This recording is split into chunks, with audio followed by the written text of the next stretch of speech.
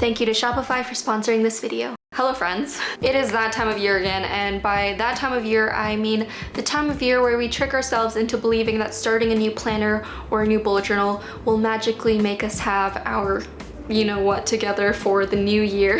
If you feel called out right now, don't worry, because I'm right there with you. I'm calling myself out. I say this every year whenever I set up a new bullet journal, but I really do feel like something about starting a fresh journal or fresh notebook has an effect on me, whether it's a placebo effect or not. But you know what? We're just gonna go with the fake it till we make it method and pretend that a fresh bullet journal is going to fix all my problems in life. Sometimes we just need to believe. No, but on a serious note, I am very excited for next year, 2023. Last year, I was going through a lot just in terms of my health and my mental health, so I didn't get to bullet journal as much as I would have wanted to, but I feel really good about where I'm at mentally and creatively for the new year, so hopefully I can send some of that energy to you. If you're new to my channel, I've been bullet journaling since 2017, which means that I have 6 yearly setups up on my channel. So if this yearly setup doesn't work for you, or you want even more inspiration, I recommend checking out all of those other yearly setups that I have. I have a whole playlist about setting up a brand new bullet journal that might be helpful for you, so I'm gonna link that down below. With that being said, if you're setting up your bullet journal with me, grab your notebooks and your stationery, and if you're just hanging out with me, totally fine as well. Grab a snack, grab your drinks, and let's just get started. All right, it is time to crack open a new notebook. For 2023, I decided to use the Lavender Swirl notebook. I did ask you guys for your opinion on Instagram, and it was an overwhelming majority. Everyone chose this color, so I decided to listen to you guys this time. If you do want to match with me, these are available on my shop, and I'll leave a coupon code for you in the description box, because I know there are some last-minute planners out there, but I do really like the color of this, and I think the colored edges are really pretty. Of course, the first thing I always do whenever I open a new notebook, besides listening to the cracking of the book spine, is writing my name down on the front page. Something about doing this really makes it feel like a new notebook and a fresh start to me. I also always glue the next page together because it's that weird page that you can't fully open because of the glue binding, so I just stick it together to avoid any issues.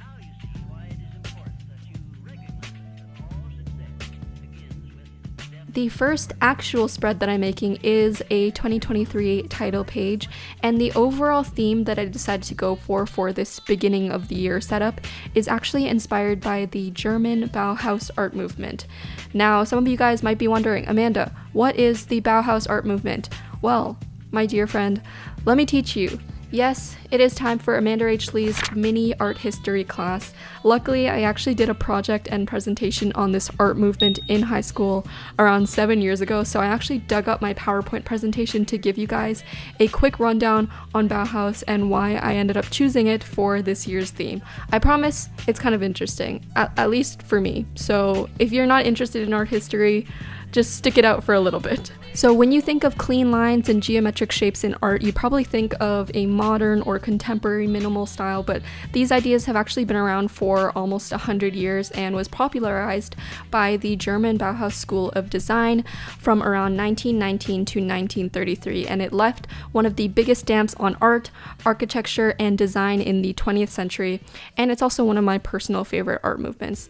The defining characteristics of the era was to blur the line between fine artists and craftsmen by unifying all of the arts, as well as creating design that is functional for everyday life. So that means that industrial design, architecture, graphic design, interior design, typography were all placed on the same level as sculpture and painting, which was previously seen as like the peak of elite fine art.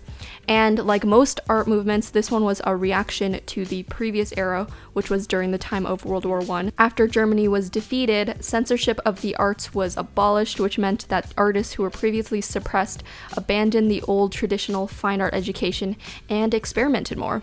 People were also anxious about the soullessness of manufacturing and were scared of art's loss of purpose in society, which is why they really focused on creating functional designs and art art that you could see and use in everyday life. This movement was also the foundation for the mid-century modern movement and style in America, which was a little bit later, but you have definitely interacted with Bauhaus designs or mid-century modern designs, whether you know it or not.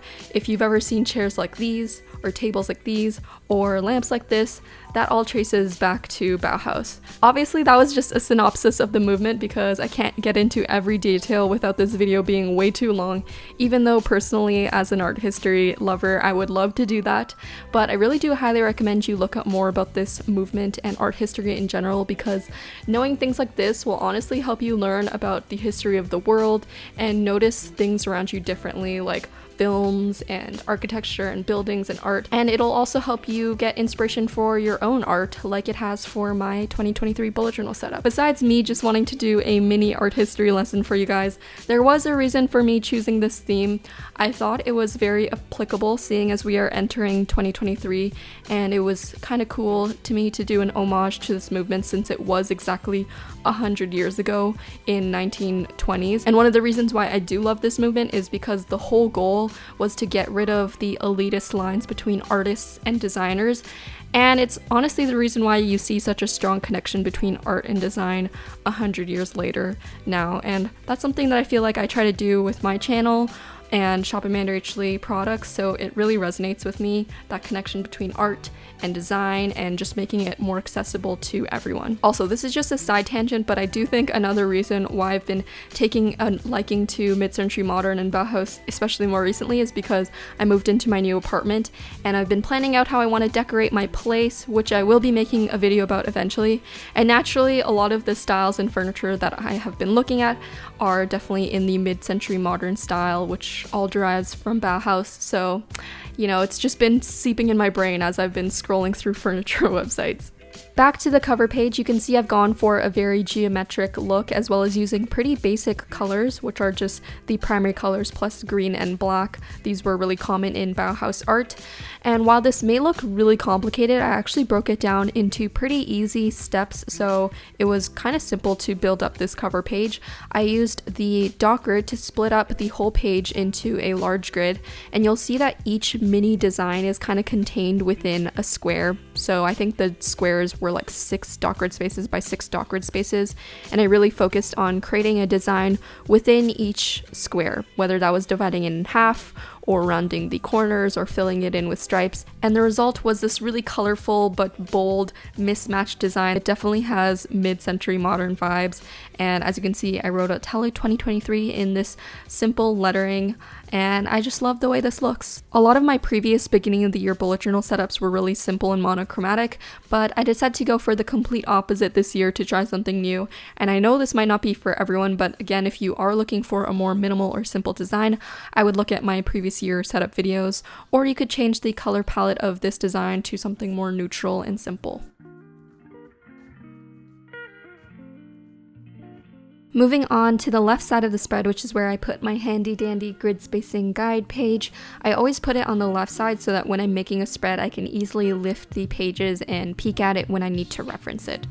I didn't really change too much from my previous year's grid spacing guidelines page, because it just works for me. However, if you do need an explanation on how I use this or how to set this up, I do have a whole separate video which goes into more detail explaining it, which I will link down below. But essentially, I'm just marking down my most frequently used divisions for pages, like splitting pages into halves, thirds, quarters, and that way I don't need to count out all of the dot spaces every time I need to make a spread. I made a little title for this grid spacing page in the bottom left corner of the page, and it's in a very similar style to the cover page, of course. To do this, I created smaller versions of these geometric tiles that I did for the cover page, and you'll see that I end up doing this a lot throughout the whole setup. I think it just acts as a really nice background for any header or title for these spreads, and it's also an easy way for me to kind of create designs like this, is just to divide out the section that I want to create into little squares and then create individual designs within that square. You can kind of connect the tiles like I've done in some parts here, like, you know, curving the lines and connecting them, but overall I actually do really like the mismatch look of it, and I think the primary colors do a really good job of making it stand out while still making it look cohesive. Next, I'm making my yearly log page where I put all of the months of the year, and this is where I'll write out any events that I have in the future, which I can reference when I'm setting up individual monthly setups. And for this spread, I went for a similar layout to my previous yearly log where I kind of create a mini book within my notebook, just so that I don't need to keep making header pages or doodling around it. It's very efficient in my opinion. So I started out by making my header with those same mid-century modern-ish tiles, as well as a title that says yearly log in the same matching font. By the way, I know you guys always ask me which markers and shades I use for these setups, so I'm gonna link them all down below, but I'm mostly using the Sharpie S-Note Duo Creative markers, but the green is a Crayola Super Tips marker because I liked the green shade for that one better. But overall, I like the way these colors look together. They're not too bright, but they're not too muted and not too pastel toned, so I think they all came together really nicely, especially with the black together. And as you can see, I'm using those markers to create little kind of tabs on the edges of the mini book, kind of alternating between all four of the shades. And then on this page, I created the mini monthly calendars and left space for me to write out any events. Each monthly calendar has the corresponding color of the tab, if that makes sense.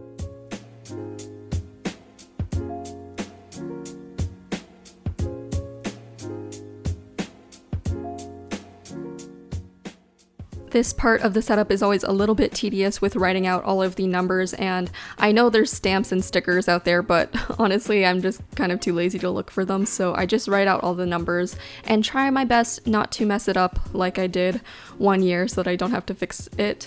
I did make a little mistake there, but in terms of the numbers, we were good to go, I think. And you just kind of have to put on some music or watch a show and write out the numbers. It's not too bad, but definitely my hand was cramping a little bit by the end of this.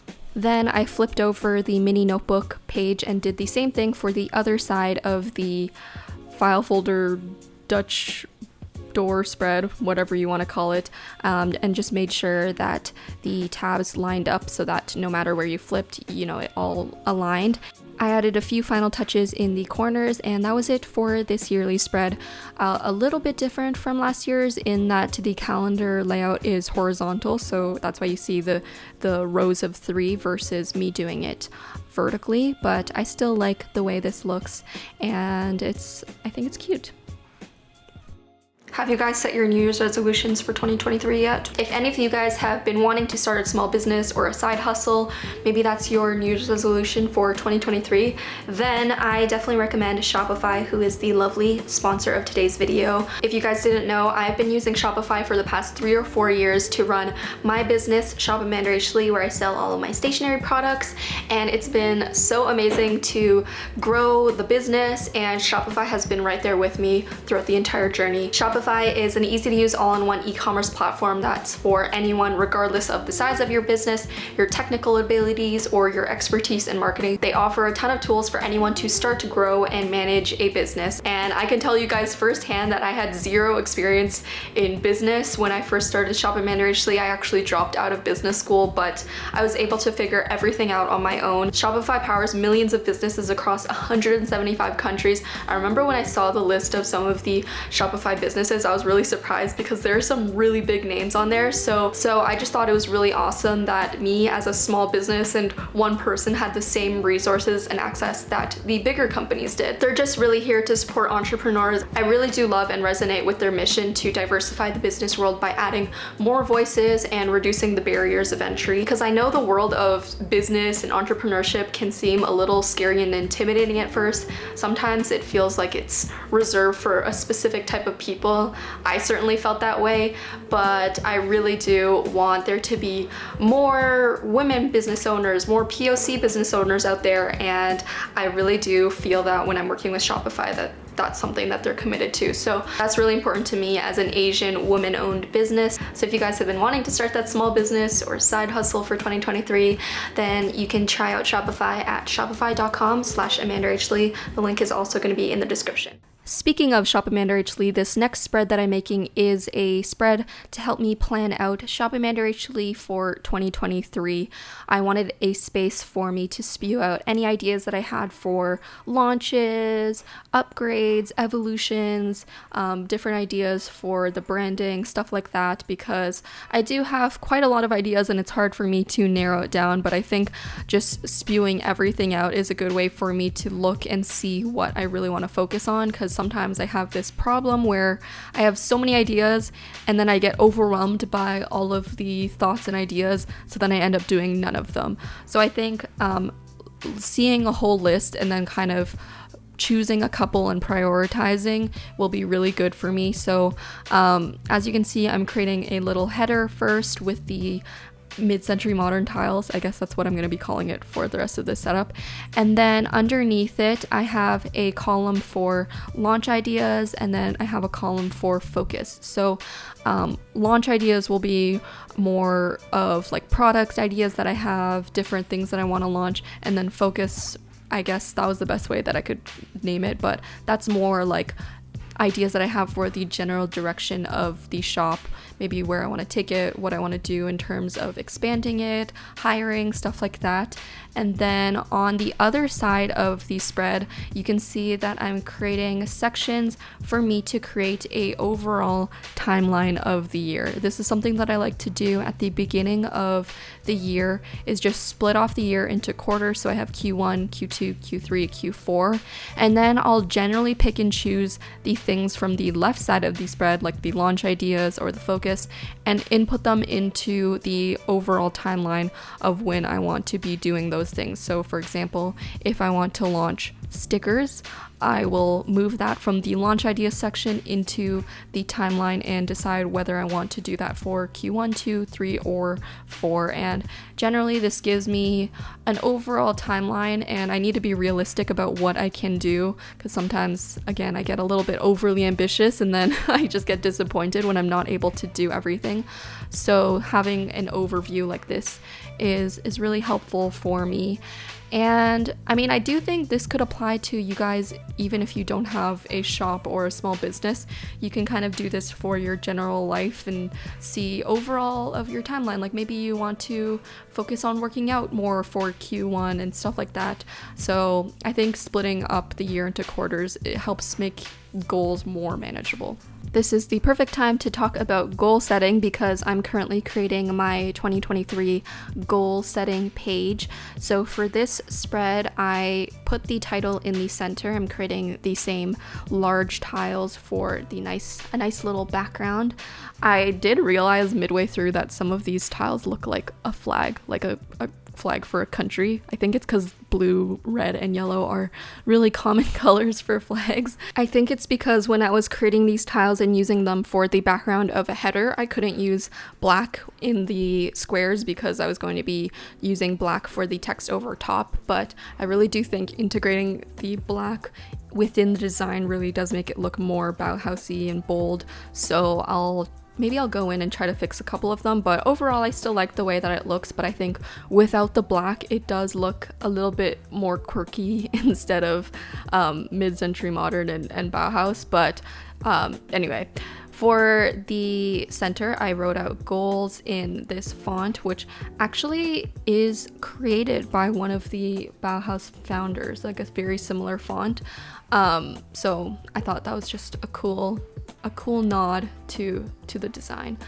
I didn't really do anything crazy in terms of goal prompts, because I just wanted a lot of blank space for me to write down goals and manifestations. I did add a couple of decorations in the corner, but in general, on one side of the spread is for my personal goals, and then the other side is for my work goals. And let me know in the comments what your personal goals are for 2023.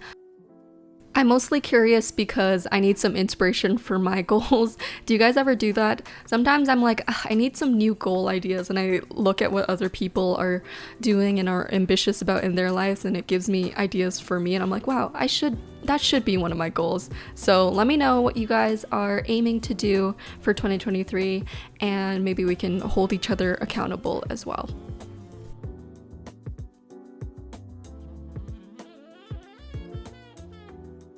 So we're coming up on the final spreads here. This next spread is going to be my spread that I am now calling my save it spread. Like, save it for later, things to check out, bookmarked, tabbed, I guess. I have done this every year, and it's a place for me to write down any books, TV shows, or movies that I want to check out whenever I hear them. Recently, I've been into watching a lot of shows and dramas, and there's always a long list of shows that I want to check out in my mind or things that are recommended to me. So this is a place where I put them all down for me to reference when I'm looking for something to watch. And again, I made those little tiles as the headers. I thought this spread was really cute. I like the way that these headers turned out. I think it looks really fun and quirky, and I don't know, these colors just make me happy. I've recently become more of a color person, which is really surprising to me, especially because my whole identity used to be everything monochrome.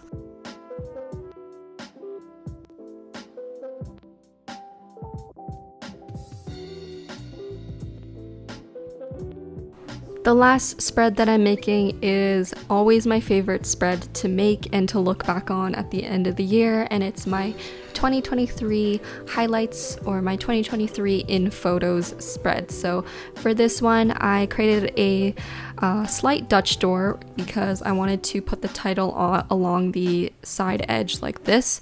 So I created some decorative tiles in the background, and then I put the title there. And basically what I'll be doing is creating a section for me to put a little printed photo from each month. And I only did from January to June because typically I only use one bullet journal notebook for the first half of the year, and then I'll switch notebooks to a brand new one. So when I'm setting up the second half of the year, that's when I'll do July to December. I didn't want to create boxes or anything for the photos because I kind of liked the way that the empty space looked with the bolder headers. So I just loosely marked out where each photo was going to be, and then I just wrote out a section for January, February, March, all the way through June on each side of the Dutch door. Alright, so here's the final flip through of my 2023 bullet journal setup, inspired by the art movement from exactly 100 years ago and my personal favorite art movement, Bauhaus. And I hope you guys enjoyed this setup and got some inspiration from it, as well as enjoyed the mini art history lesson. I know that's probably not what you guys clicked on this video for, but I had to sneak it in there a little bit. Alright friends, so that's it for the setup. As I mentioned, I have a ton of other videos from previous years, so I'll link all of those down below. I actually did have a lot of good things happen in 2022. Along with the not so good things, there's a lot of fun projects and launches, and of course, support from you guys. So I am very grateful, but it was a very chaotic year in general, so I'm hoping for a little bit less chaos in 2023. Happy New Year and happy holidays, guys. And just a quick little message. Thank you for being patient with me and watching my content. And I'm excited to see what 2023 brings us. I already have a ton of other fun projects for 2023. So if you stick around, I really do appreciate it. And I'm always grateful. So thank you guys. Wishing you the best for 2023. Cheers, guys. Bye. Keep doodling.